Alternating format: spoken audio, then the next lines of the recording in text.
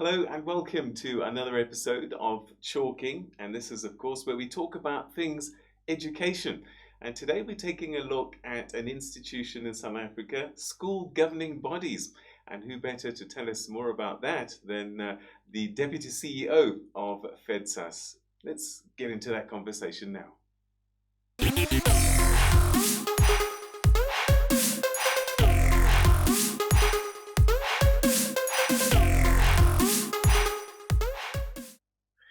Rian van der Berg, Deputy CEO at the Federation of School Governing Bodies. Hello and welcome.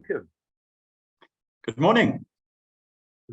And let's talk about FEDSAS. What on earth is it that you do?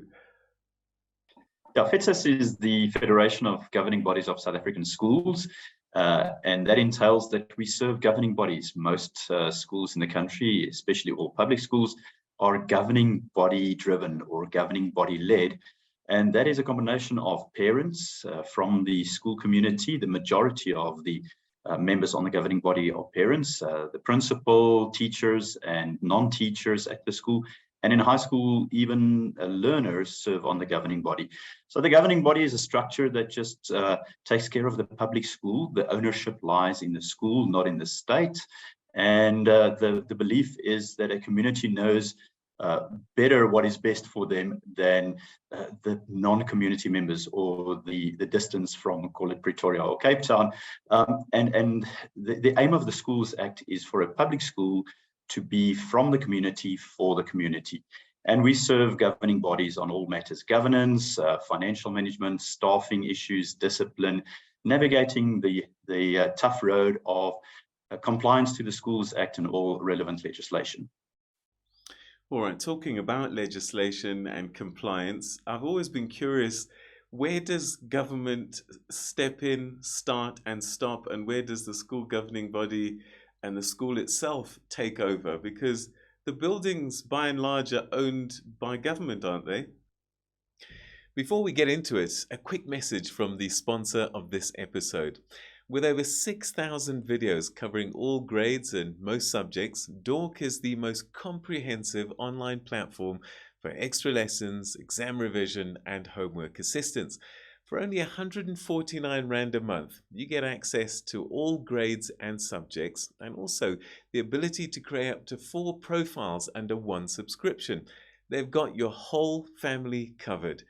Think Netflix, but for education.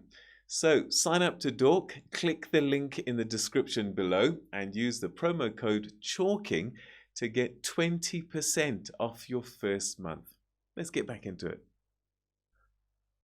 Yes, so the buildings are owned by government. There's a very strong partnership model in the public school sector. So the government owns the buildings and supports the school with some funding based on the quintile system. So poorer communities get more from the state than the richer communities. And then the state also serves the school and the community with staffing based on number of learners. So there's a model for post-provisioning, as it is called. But further than that, the school is allowed to and actually obliged to supplement the state's funding to develop the school, maintain the school for the purpose of quality education for all. So if you read the Schools Act, that's the drive. So the community gets involved. Some of the schools are fee-paying schools, and then parents are obligated by means of a vote by all parents at the AGM to pay the school fee as voted for by the majority of the parents at the AGM, so as to supplement the school fees in the interest of the school and betterment of the education journey. Yeah, so that the fruit of the tree is quality education or even better education. In the no-fee schools, the school is not allowed to charge a school fee, but there's no hindrance in making voluntary contributions of time, service, or even financial contribution. So school runs on fuel, and that fuel, in many cases, helps. It helps a lot when there's extra funding and quality education gets improved in. So that's the community's role and the community's involvement. The state or government or the Department of Education has obligations to fund the school based on the norms and standards for school funding, as well as support with the curriculum, training, support structures, and a reporting structure. But there's a very clear line between the roles of the governing body and that of the department, with a very strong partnership model to ensure that we do the best for our schools and our communities. So, what about the teachers? Who do they work for? Do they work for the school or they work for government? Both.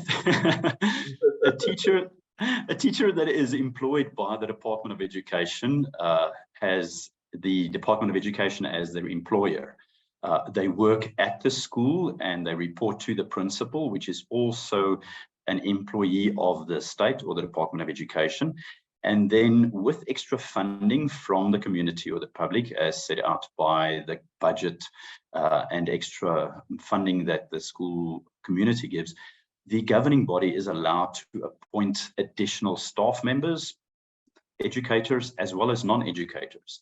And that is what we see that I think governing bodies probably employ to the tune of 100,000 staff members at schools around the country, with additional posts to ensure that more teaching takes place. Classes are in some cases smaller, more management structures are in place, terrain and ground staff are employed, coaches, therapists, support staff are employed at school with parents' money, essentially. So parents are adding to the state coffers by means of an additional school fee, call it a tax, so that the school that they belong to and their children goes to has better access, better quality, and more opportunities. So at FEDSAS, you take care of all the school governing bodies, helping them, supporting them. I'm just curious now, because there's always been issues about inequality, and I'm getting a sense that if you are in Bryanston and you've got parents that have got some money because they live in nice houses, got great jobs, as opposed to another area, maybe, I don't know, Manningburg or somewhere, that means that the school governing body in a poorer area doesn't have the same resources as one in a perhaps well-to-do area. How do you as FEDSAS take care of everybody to make sure that no one gets left behind? Yeah, that's a very tough challenge, and that's not just the challenge for FEDSAS, but for the whole country. And yes, you're right. More resourced areas have more resources to put into the school community. The Schools Act and the framework that we're working within is that it's not just a fee-paying school that has a governing body. All public schools have a governing body. So a lot of the responsibility and cooperative governance process lies within a structure of irrespective of funding. And that's what we drive. We believe that good leadership makes a big difference, because a good principal, good school management team, great teachers in Manningburg can also have great results as compared to Bryanston or elsewhere in the southern suburbs in Cape Town. So it's not just the resources that make for good results, but they do play a role. If there are resources, the onus on governance is so much higher because we're working with parents' money. If the resources are less, the government's onus is also very high, because then we've got to stretch those resources. And we support schools from all quintiles, from all walks of life, with leadership input, with decision making, with just navigating this road of what is right for the school. We have a very interesting relationship with the department, because there's sometimes an encroachment of rights and overplaying of mandate, and we've got to make sure that the school takes ownership of itself, and we support those schools irrespective of the funding.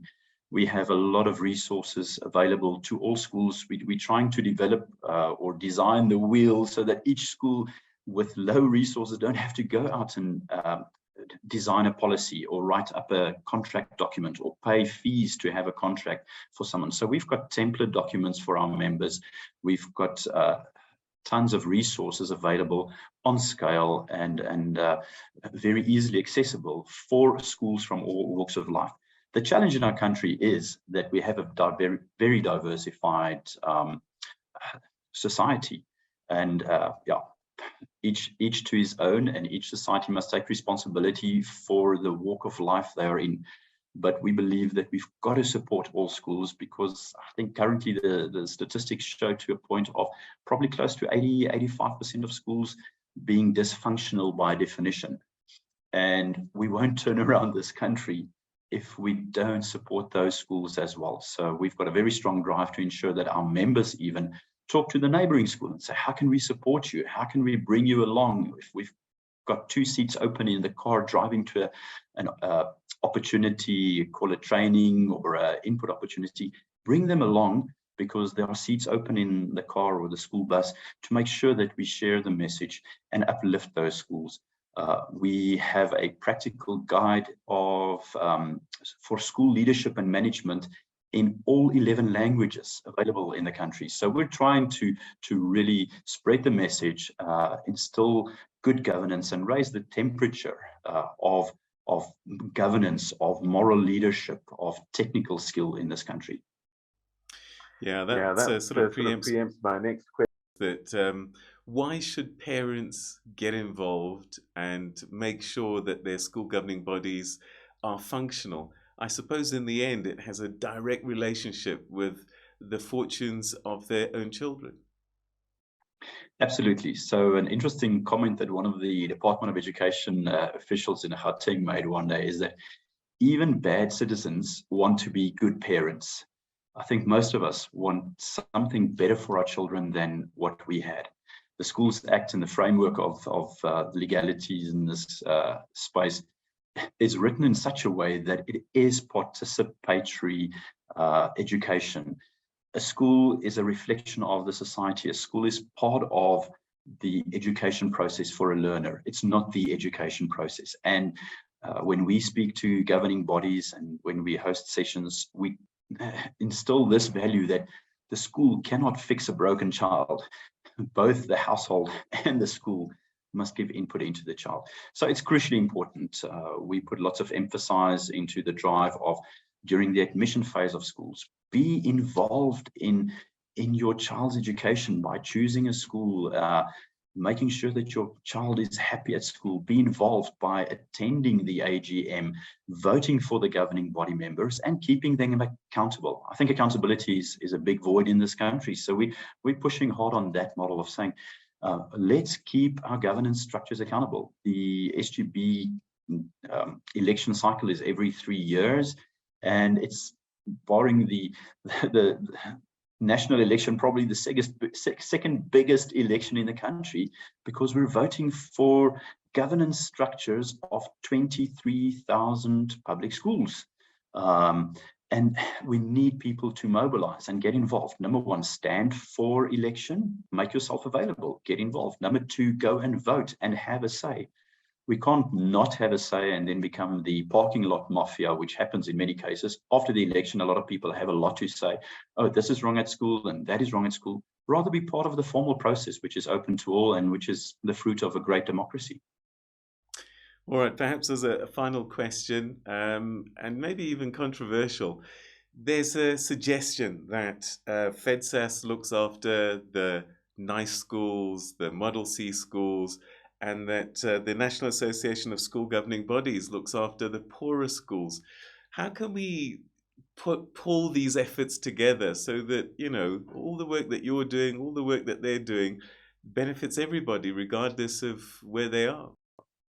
Yeah, it's a very tough question, and it's a difficult one. We're a membership association, so we're not a private company. We're an association of members, and anyone is welcome to join our association.